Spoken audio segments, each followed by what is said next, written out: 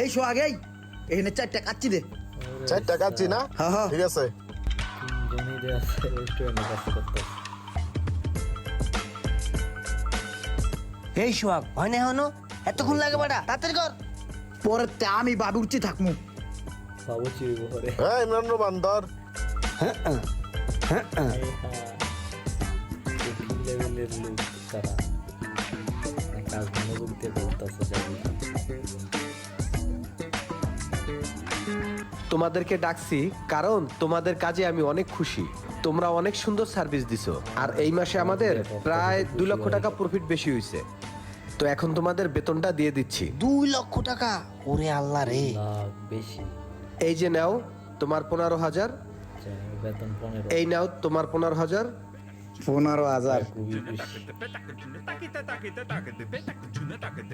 এই নাও তোমার 15,000।